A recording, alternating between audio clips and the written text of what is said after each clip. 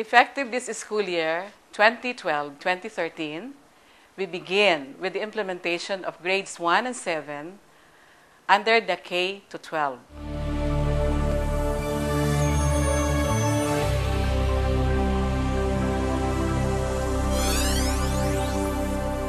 For the elementary, I would like to mention at this point that there is not much difference with the previous curriculum.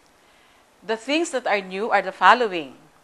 We are introducing mother tongue as the medium of instruction in most of the subjects, except English, of course, and Filipino. And we are having mother tongue as a subject. And also we are introducing MAPE, Music and Arts, PE, and Health, in grade 1. The curriculum follows a spiral approach.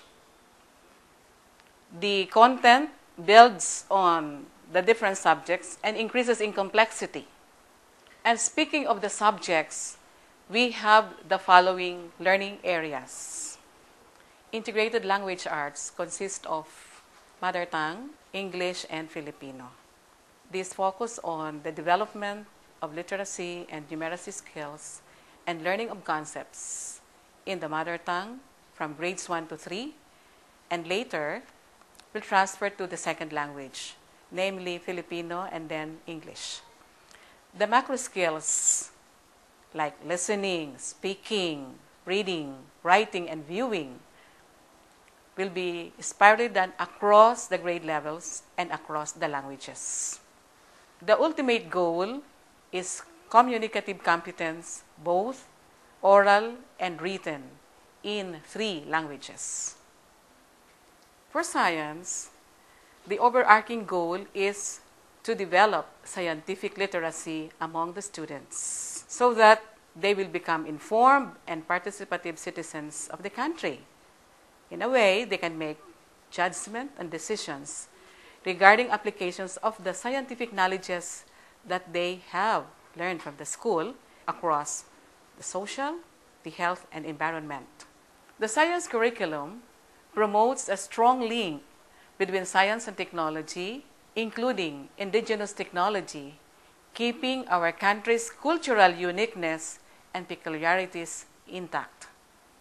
For elementary mathematics, basic concepts and ideas, skills and processes on numbers and number sense, geometry, measurement, patterns and algebra, probability and statistics as INLIST, using appropriate technology in critical thinking, problem solving, reasoning, communicating, making connections, representations, and decisions in real life. Ang araling panlipunan, ito ay isang asignatura na nagtuturo ng mga konsepto sa pananagutang pangsarili, pamilya, kapwa, bansa o daigdig, at Diyos. Pananagutan para sa kabutihang panlahat upang mamuhay ng may kaayusan, katiwasayan, kaunlaran, tungo sa kaligayahan ng tao. Edukasyong pantahanan at pangkabuhayan develops knowledge, skills, values, and attitude in agriculture, entrepreneurship, information communication technology, home economics, and industrial arts that can help improve self, family, and community life, considering sustainable development. The music program focuses on the learner as the recipient of the knowledge, skills, and values necessary for artistic expression and cultural literacy. The curriculum design is student-centered, based on spiral progression and grounded in performance-based learning. Thus, the learner is empowered through active involvement and participation to effectively correlate music and art to the development of his or her own cultural identity and expand his or her vision of the world. The art program provides our Filipino learners with art experiences that include recognizing, creating, and appreciating and critiquing their own artistic works and works of others. From kindergarten, art instruction begins with creative exploration of art materials, concepts, and processes found in the Philippines and in other countries. It continues to develop the student's imagination and individual expression and inquiry into the aesthetic qualities of his work and the work of others.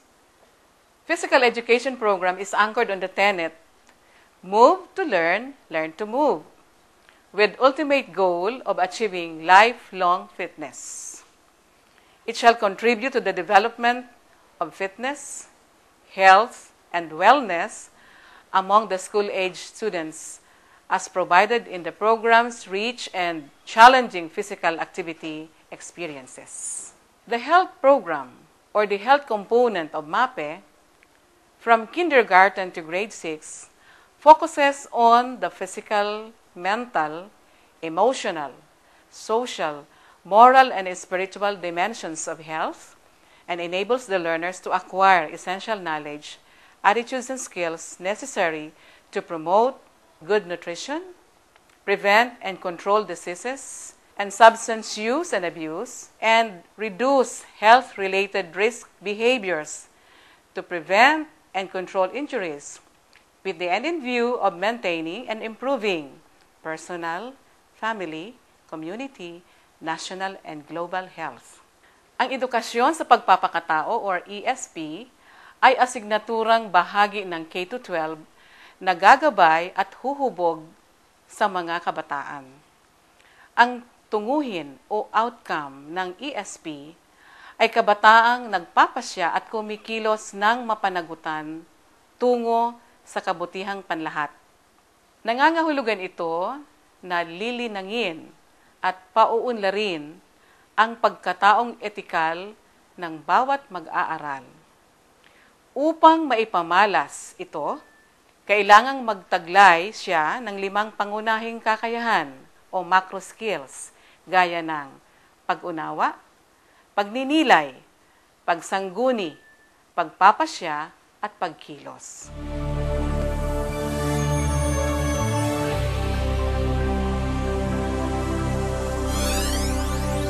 The medium of instruction to be used by teachers in managing the lessons would be the mother tongue, except for English and Filipino, from kindergarten to grade 3.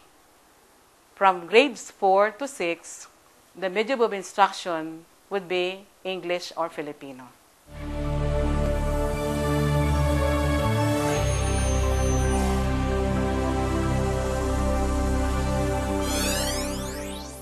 The time allotment per subject area varies. For the languages, it could be 40 to 30, especially so for English, where English will be taught or introduced in the curriculum as a subject in the second semester, which will be focusing on the oral fluency.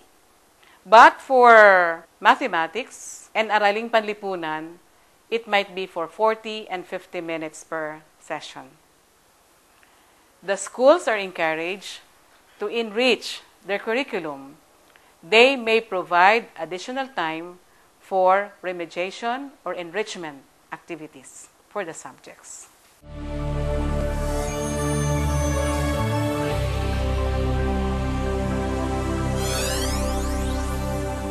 In the DepEd order regarding the implementing guidelines of grades 1 to 10 of the K-12, you will find sample class programming like this.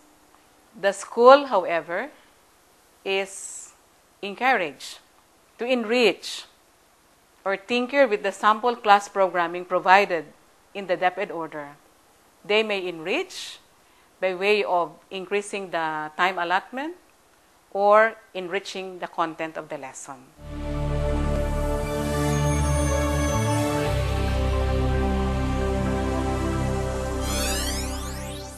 Regarding the learning or teaching resources that would be of great importance in the conduct of the lessons, I would like to inform our listening grade 1 teachers that they can make use of existing materials in their schools.